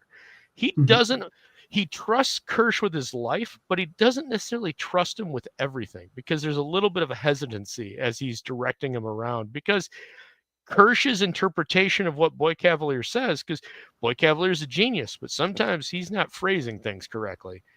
And he's talking to a machine. And so he gets upset. Like, you didn't do what I told you to do. No, I did exactly what you told me to do. Like, it's all up to interpretation. So, yeah, it's I guess thank you, Gravewalkers. The issue of the tranquilizer blue laser they used on the eggs, it seems to imply that Maginot was first on LV-427 and they installed the laser. So here's my assessment of that, because this is a continuity thing. If the technology that created the mist and the blue laser in the original Leviathan that they go into an Alien was already there, how the hell did they get that on the ship, and how the hell are they generating it? Because when they first see the eggs, there's the haze and the blue light. Or do the eggs generate that somehow? That's never been answered. It's a nice continuity moment, but damn it, it was weird. And so that's a good call out. Yeah, that is a good call. That's a very good call. I mean, because we hear Morrow talk a little bit about the eggs. Morrow must have got the eggs from David. I mean, I suppose anything's possible, but from the Morrow, Leviathan that's on 427 can't be related to David. Yeah, Morrow says that they found the eggs on a distant moon. That's the only origin we get for him, at least in the context of Alien Earth here. He says we found eggs on a distant moon. But these eggs were not normal. So what distant moon was that? No idea. Right. So Luke Starkiller. So this is where it gets important. This is where it gets a little, Morrow downloaded all the data and then deleted it. So how did they know? They know Yutani knows that somewhere on, you would assume they know the flight path of the Maginot, because they were getting messages back and forth. They were giving status reports back. So at some point, the Maginot ended up on a planet on a moon, and it got the alien eggs, and it would have issued a status report back to Yutani. That's implied based off of what you saw in the intro sequence of episode 1. Yeah. That there was messages going back and forth of where specimens were attained from. Yeah. So yes, Weyland-Yutani would know that LV-427 is where they received the eggs. You would make that assumption. I think that's a very, very strong assumption to make based off of everything that was shown in the intro to episode 1. Yeah. So let's assume at the end of the series, Morrow's destroyed, the data's destroyed. Yutani has nothing other than the status reports of the Maginot. So all they know is there's a bioweapon on that moon. Now, flash forward. Which would fit. Well, that would fit because this is set in 2020, 2220, which is the exact same year the Nostromo takes off from Earth. And then 2 years later, they encounter their first xenomorph. Right. So now the Nostromo's coming back after collecting a bunch of ore. They're the first ship in 2 years that's passed even remotely close to the moon that Maginot picked up the eggs on. They get Ash gets issued the directive, yeah, you're going there, right? Because they get woken up by Mother because they get a sense that, hey, we detected something. Well, that could just be Weyland-Yutani lying, saying go check it out, and then they go and check it out, and now you get the start of Alien. It works in continuity. Do you have to reach? Yeah, I'm jumping a little bit here and there. Is it four? I can't. It's 426, 427. It's one of the two, 26 or 27. It might be 26. You might be right. 426 sounds right, but I know they mess with it because it's another moon in Covenant, or Prometheus. It's another moon of this. It's all messed up. But goddamn, if those two movies never happened, it would have been so much easier. So it's just easier to ignore Prometheus because Prometheus is so dumb. The original script for Prometheus is really good. If you ever get a chance, go look it up online. Croft Does Movies has I think a read through still on his channel of the original script. Nice. It's fantastic. Nice. Yeah, I liked the concept, and I like the general direction they were heading in with Prometheus, with starting to, because one of the big things of the original 79 Alien, which part of me never really ever wanted to explain, was the space jockey. But if they're going to explain it, I think heading into the direction of these engineers could have been kind of interesting if handled a little bit better. So I like the idea where they were going, the territory they were heading for, but the execution left a lot to be desired. And then studio steps in. They're, very unhappy with Prometheus, and they say the next one, has to be Alien, I guess. The title had to be an Alien film, and then we get Alien Covenant. And the Xenomorph had to be the main antagonist, and we get this kind of shoehorned in Alien Covenant when originally they were going to go in a totally different direction. I mean, I going out on a limb here, I think it was a massive. I think this whole series is a little bit of a mistake to present it as Alien Earth. I think it's a miss to even deal. Take the alien out, take the Xenomorph out, take the eggs out. Make this just a Weyland-Yutani ship that's coming back with 6 specimens. It doesn't even have to have the alien in it, but have something that is pseudo connected to the alien. Like have a parasite that does something that's similar to it. Similar, and it would be interesting. I think that would be more interesting because that's more world broadening. This just seems so. It's Alien Earth. It's the alien over and over and over again. Yeah. It just feels forced. It feels not, and it goes back to that. I think it all comes down. I don't think I'd have as much of a problem with it if it wasn't for that party scene, like where the alien goes ape and just starts slaughtering everybody in the party for no reason, while Kermit just stands there and doesn't get hurt. I think that's what bugs me, because there's no reason for any of that. You don't need it. It's never been shown before. The alien doesn't behave that way. If you want to do a horror series, you can do a horror series and keep all the elements within the universe. You don't need an alien though. Yeah. You don't need the Xenomorph. By all means, do the plant life. That's cool. And I think that's what kind of I want more of. Like, give me more of the other specimens. Mm-hmm. That's what I want more of too. I mean, I feel like, I love the Xenomorph, don't get me wrong, but we've seen the Xenomorph every single which way. It's never going to, in my opinion, it's never going to get done better than Alien and Aliens, the first 2 films. So we've seen the Xenomorph in every which way. I love the idea of them exploring some of these other specimens, these other creatures that we've never seen in any of the other films. I do genuinely like that storyline a little bit more. I don't mind seeing the Xenomorph if it's going to be done right. But yeah, I want to see some more of these other creatures. I want to see some more of the Teocellus. I want to see some more of this weird plant-like creature. What is it? We see Timothy Olyphant's character, Kirsch, at the very beginning present a very interesting question. It presents as flora, but it could still be fauna, which is a very interesting concept. You look at the thing and it's like, yeah, it kind of looks like a plant, but what if it isn't? What if it is fauna? So we need to touch more on that. We need to find out what these other specimens are that we haven't seen yet. What is species 37? I want to see some more of these other aliens. Not that I don't like the Xenomorph. I love the Xenomorph, but yeah, give me some of these other aliens. Right. Well, that goes back to what I was saying in the beginning too, is right now, like, yeah, are you interested in what's going to happen? Sure. But what are you more interested in? What happened on the Maginot from when they woke up to when everything went to shit? Or are you more interested in what's going to happen to Wendy and the Lost Boys on the island? Yeah. What are you really more invested? Because I want to know about the Maginot. Me too. I want to know what the Maginot. Yeah. You gave me, they did a shot for shot remake of Alien for the intro. You introduced me to some characters. There's some pretty decent dialogue, good character development. Then you flash forward and you show me Morrow sacrificing everybody to protect his own ass. Man, that's interesting. There's some shit in there. I want to see. Yeah. Especially because then it's like the whole ship's going to, because containment's not just, that was another thing. So when the ship crashes, right?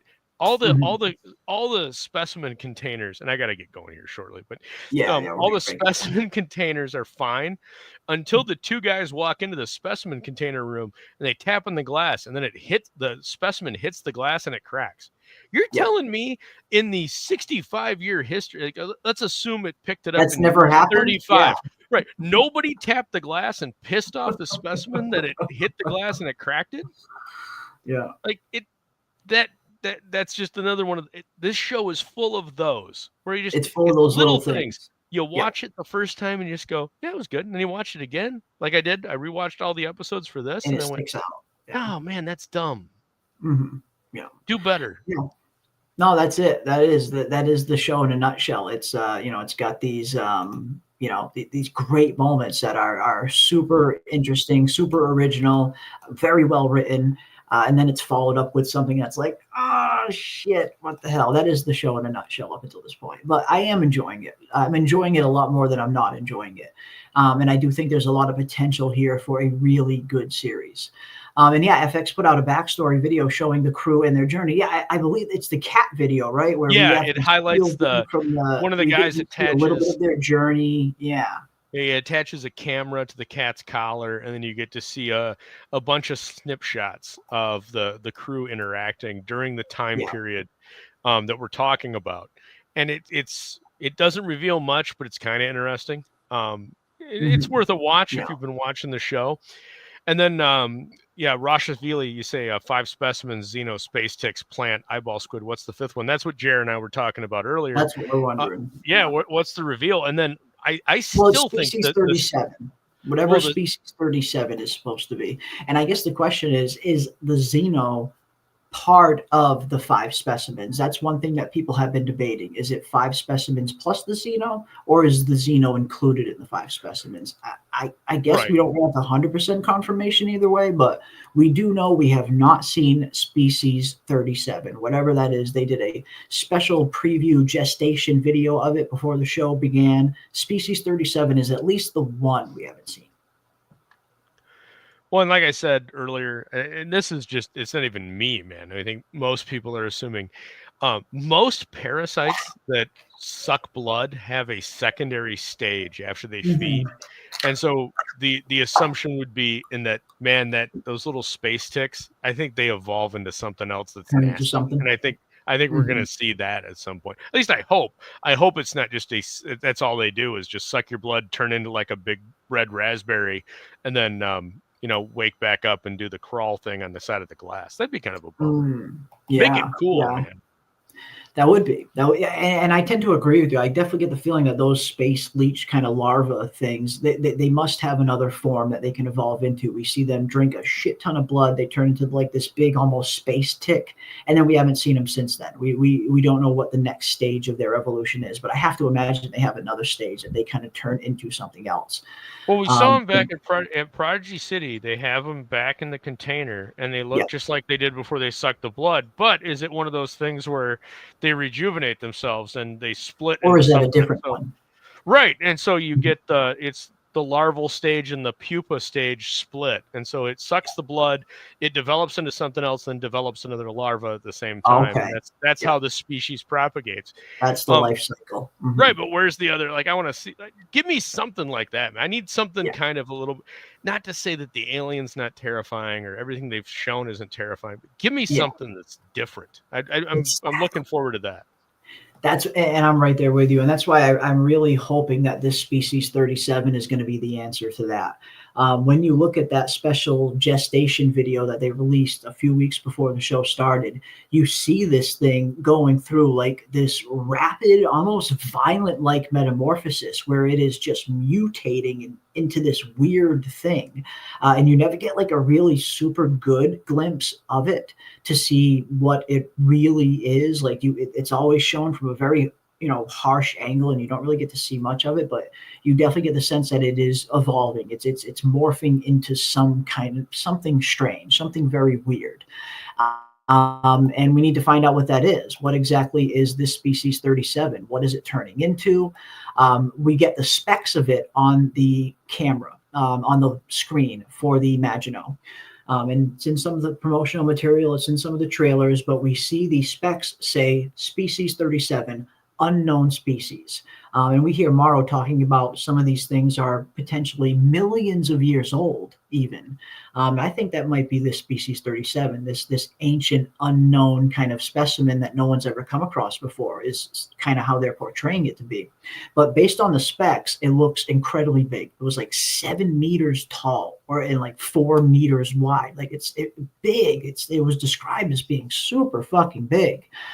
Some people think it's a xenomorph queen. Some people think we're going to see a queen on the show, and that's what species 37 is. I don't know. Maybe. I suppose it's possible. But I'm hoping it's going to be something different. I want to see something we haven't seen before. Give us something new, something big, something formidable, something that could potentially even rival the Xeno. Yeah, man, I hope it's not an alien queen. I don't want it to be a queen. I don't. I really don't. I hope it's not a fucking predator. Like, oh God, no! Fuck no! I hope it's not either one of those. I want it to be something new, and it'd be nice if it's something that's just alien. Like when I say alien, something that you're not expecting. One of the things I loved about Babylon 5 were the shadows were not a bipedal species; they were like an arachnid species, and it was something different that you really hadn't seen before. The Tholians in Star Trek, kind of the same concept. They're totally different than just your standard bipedal guy in makeup. I want to see something like that, and even the alien. Now, this alien, we really haven't even talked about that tonight. But this alien is more quadrupedal than bipedal. And that's a little interesting. Like, did it come? We know it might have come out of the cat, but we don't think it came out of the cat because there was the person in the cryo tube that had the chest burster come out of it. Yeah. That we did get evidence of. But the behavior's a little different. But again, I always go back to Holly saying, canon, whatever. Exactly. And that's kind of the question that pops into my mind every time I see something like that on the show as well. I start to think, okay, is this something different? Is this something kind of deliberately new? Or is this just Howley doing his own thing? That question always comes up when I see something like that. Because you just can't shake the quote of him deliberately just not really caring too much about canon, not caring too much about lining up with any of the other films and stuff like that. He kind of just wanted complete creative control to do whatever he wanted. And I get it. He's produced some really good shows for FX, so they kind of let him do that with his track record of, Fargo season 1, Legion, 2 of FX's really, really good shows over the last few years. I get why they kind of just gave him free reign. But yeah, it would have been nice to see a little bit more of a kind of just attention to detail with some of these continuity mistakes. But that's the question I ask every time. Is this something new, or is this just Noah Hawley kind of just doing his own thing, I guess, is the question. But no, at the very least have one more new species that we still need to see. If we're counting everything that we've seen on the show thus far, as Roth points out, we've seen 5. We know that we're going to get 5 specimens. We've seen the xenomorph, the space ticks, the plant-like creature, and the Teocellus. 4 in total. What is the 5th? And it looks like the 5th is going to be this species 37. But again, there's been a lot of debate as to whether or not the Xeno is part of the 5, or if those little space ticks are part of the 5. A lot of people thought that those were just like some kind of side larva and it wasn't part of the main 5 species. I don't know. I'm not sure one way or the other. But at the very least, even if all 4 of these are 4 of the 5, we still have one new one still to come. And I'm hoping that's going to be this species 37, which could be some kind of flying xenomorph or insectoid. There's a lot of rumors kind of going around that there is going to be some kind of flying alien creature part of the 5. And we do have one promo video that FX did release that did look an awful lot like it was coming from the POV of an alien, a flying alien. So maybe the species 37 is going to be a flying kind of xenomorph type creature or some kind of flying alien creature, because that POV was very interesting, and you don't get a good glimpse of what the creature was. You just know that it was something flying around the ship. So who knows? I guess we'll see more when we finally get our eyes on species 37. Yeah, there's the insect flying alien. We got to POV from earlier in the trailer. Yeah, see, EJ remembers it. There you go. Yeah, that was an interesting trailer where we see this thing kind of just flying around. And could that be species 37? It very well could be. But species 37 was also described to be super big in size. So I don't know. Whatever it is, I just want to see it already. Let's see. But overall, I love the show. I wouldn't say I love the show. I really am enjoying the show. It's got some small problems here and there that you do tend to notice, especially if you're very much in tune to Alien canon. You definitely notice them. But overall, I'm enjoying the show. I'm looking forward to seeing the next episode every week. I'm very much enjoying covering it. I'm loving discussing it with everybody. Everybody's had some awesome comments and ideas and theories surrounding it. I always like an original story that isn't based on a book or a comic or something, so you don't really know what's coming. It makes the theorizing a lot more fun. But overall, looking forward to episode 4. We will see if it lives up to the hype. Again, episode 4 is supposed to be this massive episode. They're saying episode 4 is the biggest episode in the season. We'll see if it lives up to that hype. But until then, I am enjoying the show. But what about you, Aldous? What would you give Alien overall? Yeah, I think it's not a must watch, but it's up there. It's a watch. Mm-hmm. It's the only show I'm not currently hate watching. Yeah. The only show I'm hate watching is Foundation, because they're just destroying Asimov. 7 days, every 7 days, just a little piece of me dies as they roll out another installment of that. But this is good so far. And it's like I mentioned earlier, it's a little bit of the saltine theory. I do feel that television is not good right now. Streaming, most fare is not good right now. Yeah. But this does offer some unique perspectives, some good storytelling. I think if you're a diehard Alien fan, dude, just don't expect the worst and you'll be happy, because it's above what I feared. So that's a positive. It's better than Dune, which I mean isn't high praise, but man, I was really looking forward to the Dune series, and I hate watched the shit out of that after episode 1. So but this is worthy of your time. So far there's very few instances that really make you legitimately mad. We've nitpicked a lot, but if you just are a casual normie viewer, this is pretty damn good television. Yeah. If you're not like a diehard Alien fan, I imagine you're probably really, really, really enjoying the show right now. And I'm enjoying it too. Again, even being a big Alien fan, seeing some of the kind of little things here and there, I definitely notice them, but it doesn't take me out of the story in any way. I am still very much enjoying the show.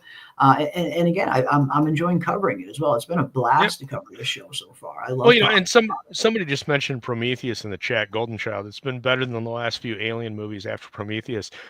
As an individual with a bachelor's of science degree, as an engineer, like Prometheus makes me viscerally angry because of how the scientists act. They act in the least way possible of what you would in that situation. If you're a geologist, you don't act like the geologist. If you're a biologist, you don't act like if you're a biologist, you don't touch something that you don't know. You don't reach out and try to grab it. You study it, monitor it, watch it. It is just, Prometheus is so incredibly retarded, and forever it will. I don't like Lost as much as Jer does, but I like Lost, and I just stopped defending Lost because of Lindelof. Because of Lindelof's, people are like, yeah, Lost sucks. I'm like, you might have a point. I enjoyed it, but I think you might have a point. How dare you? I know, right?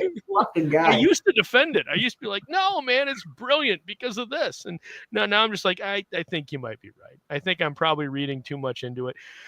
Let me say this last thing, and then we'll close out, Jer, because I do have to go. so much of television, and Lost included, is built on this concept of the mythology. And where this started actually goes back to a show that I hold near and dear to my own heart, which is The Prisoner, that Patrick McGowan made after Danger Man. Yes. And that built up such a mythology and such a following because they didn't explain anything. And they never offered any answers. And it was on for one season, and it infuriated people. People were angry. They wrote terrible letters to the BBC when that show ended because of how it ended. Yeah. And McGowan loved every minute of it. And Lynch had the same effect with Twin Peaks. He got frustrated with ABC because they forced him to reveal who killed Laura Palmer, and he stepped away from the series. And the series it tanked in viewership. And then they brought him back, and viewers flocked back for those last few episodes. And then Lynch left it, and then he made Fire Walk with Me, and he ended it. He didn't do anything else. And then 20 years later, he came back. May he rest in peace. And my God, everybody thought we're going to get all the answers now. And I vividly remember sitting down for the first episode of the third season. And I told my wife, like, this is going to piss so many people off. It's only going to ask more questions. And God damn it, that's what the man did. And God bless him. Rest in peace indeed, Mr. Lynch. I raise my glass to you. There's no other filmmaker that was ever going to be like him again. Yeah. But when I talk about those films, they created mythology. They built it up. And the only show that has ever come close to hitting what both of those shows did in fandom is Lost. Yeah. And since those shows did that, every other show is trying to emulate that. Copy it. Yeah. Alien Earth is not trying to do that. Alien Earth is telling a strong narrative that's not mystery box based. And even saying that Twin Peaks and The Prisoner are mystery box based is a mistake because they're not. They were pre-mystery box. The mystery box is J.J. Abrams, and it's the mystery box was born from them, if anything. But he gave you enough. They didn't. Long story short, this has a core concept. They're driving towards something. I don't know if they'll get there, but they're driving towards something that's very evident. There seems to be a cohesive vision. Everything that Hawley's done before this suggests that there's a cohesive vision. Mm-hmm. I'll put it this way. Episodes 4 and 5 are going to dictate whether I watch this show for just this show or whether I watch it to see how Hawley ends it.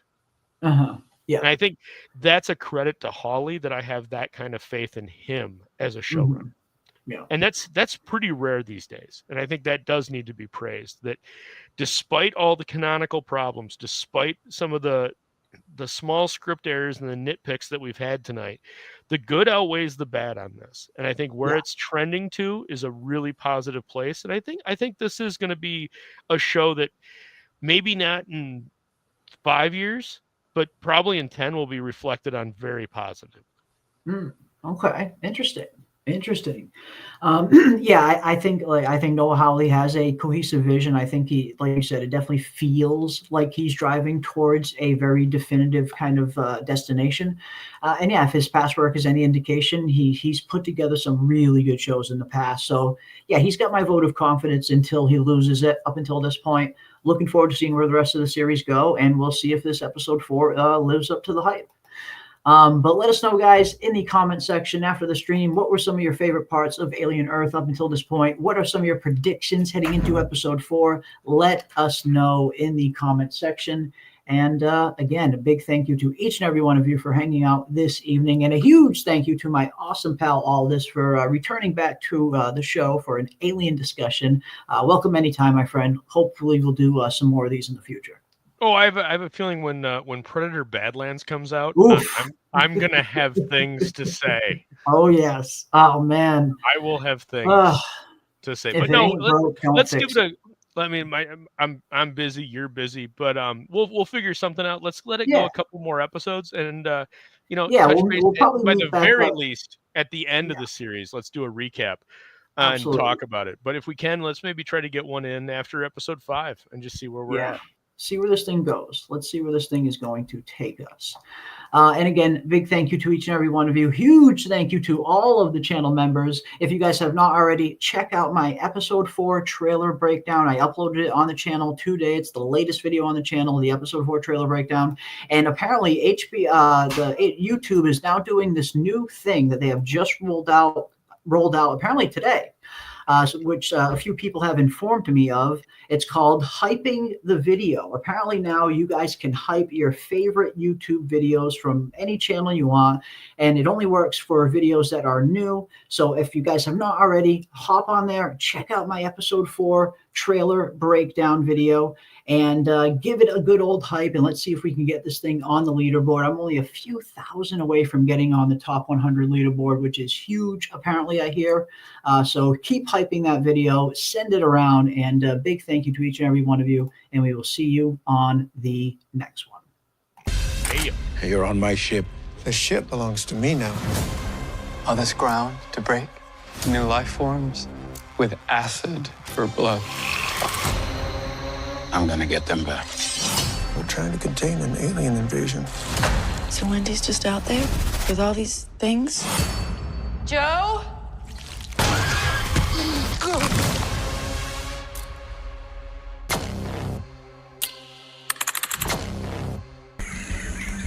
They shouldn't be here. Species from other worlds. Millions of years old. Killers.